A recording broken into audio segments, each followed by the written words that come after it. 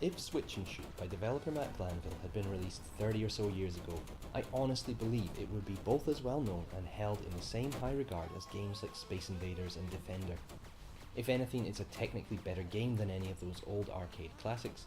And while you might think, well, Red Dead Redemption 2 is technically better than those, Switch and Shoot somehow manages to craft such a perfect experience while remaining true to those old, and I mean really old, arcade roots. This is a game that wouldn't have looked out of place under a flat glass tabletop in a corner of a smoke-fogged bar with Bonnie Tyler on the jukebox. But in 2019 we are lucky enough, although some may question my use of the word lucky there, to have the arcade come to us. And in the form of a Nintendo Switch, a flip grip and a copy of Switch and Shoot, I've personally saved myself a fortune in would-be 100 yen coins because I could not stop playing this game. And I don't think the ruinous cost of dropping coins in a slot could have kept me from coming back again and again until my pockets were empty. And, given how goddamn addictive this game is, probably my savings account too. The concept is remarkably simple. Start the game and your ship starts moving left to right across the screen. Click a button, any button, and you fire off a shot and switch directions. That's it. That's your only available input. The edges of the screen wrap around and aliens descend from above in straight lines. Aliens who, of course, you must dispatch. You have one life, take a hit, and it's game over. Sounds simple and easy, right? But maybe not much more than a curious diversion. A couple of rounds to try out the novelty of a game that only uses one button, then it's back to Dononpachi Black Label. But it's not like that, because the way Matt Glanville has structured the progression through the game is so perfectly implemented, it ought to be in textbooks. First, killing an alien gets you a point, but missing one doesn't just mean missing a point. Missed aliens will crash at the bottom of the screen and sit there for a second, restricting your movement. This tiny aspect plays a massive part in the game, especially the further you go. Roughly every 8 to 10 aliens, a power-up will drop, each one of which levels up your shot, from pea shooter to bigger pea shooter to double then triple shot. These power-ups should be easy enough to grab, but you still need to be dealing with incoming aliens, and of course, now those pesky missed aliens become a real problem, since they can block the spot you need to be in to grab that power-up. And in a textbook example of how to add excitement, although some may call it stress, missing a power-up levels down your shot.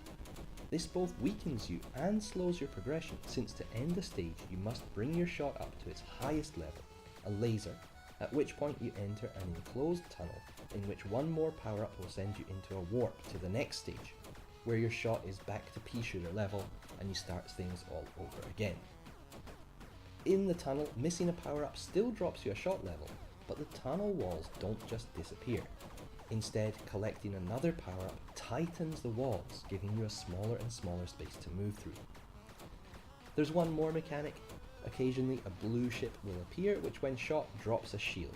This is close to an extra life, but since the shield is bigger than your ship, it is therefore more easily hit and lost. This is pretty much the game.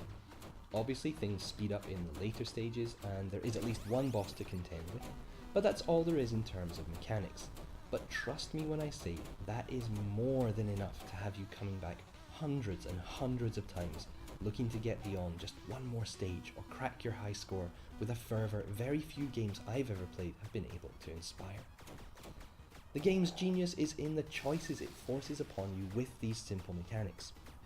When an alien is close to the bottom of the screen, for example, is it worth the risk of dying to dive across and shoot it, or leave it to crash and hope the next power-up doesn't fall there before it clears? But what about when the screen is busier? Don't make that move and the constant influx of enemies could see one whole side of the screen become off limits for tens of agonizing seconds. What if you have a shield and the final power-up is heading for a blocked area? Do you sacrifice your security and take a hit to grab it, then take your chances unshielded at the start of the next stage? Or do you hang back, power down, and hope you're able to handle the next few seconds in a weakened state? But what if the next power-up's blocked too? Could you handle this onslaught with just your pea shooter? Decisions like this are constant. Miss a couple of aliens to grab a shield, work one side of the screen to keep it clear while a single power-up glides away, grab a power-up but miss a shield. And of course, all these decisions have to be taken while contending with the main problem of taking down the aliens. Due to this unceasing engagement and the fact you have only one life, the game keeps you constantly on edge, and when you do inevitably die, you are always cursing yourself, your own decision making, for being too reckless, for being too conservative, and you just know that next time you won't make that mistake again. And oh yes, there will be a next time, probably within seconds. And by the way, yes, you will make that same mistake again. This is the thing I love best about this game, that one more go aspect it conjures up. Every play has the potential to be a new high score, and yet, since you only have a single life, every play has the potential to end in immediate disaster. Straight after getting what is my current high score, for example, I got a 0. There are also some cool extras in the game, with dozens of colour palettes unlocking as you progress, as well as the ability to choose your own colour schemes. In a nice touch, these can actually be switched in-game by using the shoulder buttons, as can the screen orientation. A lovely bit of attention to detail which I now wish all portrait mode games would incorporate. A further nice little bit of detail is the face who appears when you start a new game to wish you on your way. He has dozens of pithy comments and reappears at the beginning of each section to make further comment on your progress, or, often to him, an expected lack of it. This face refers to you by a randomly generated name as well, and it's this name that you'll be known by on the leaderboard. This is a small thing, but it injects a nice sense of humour and unobtrusively adds some character, and even, given the dismissive way this unnamed face reacts to your death, a bit of world building. If I had to find fault with the game, I would say the scoring system could be altered slightly. The game does a good job of discouraging milking by increasing enemy numbers and closing in the walls of the tunnel sections, but I still found that, very oddly, the more perfectly I played a level, the lower my score. This is because while deliberate milking for prolonged periods will eventually get you killed, missing just a few power-ups only serves to keep you in a stage longer, thus providing more enemies to score from.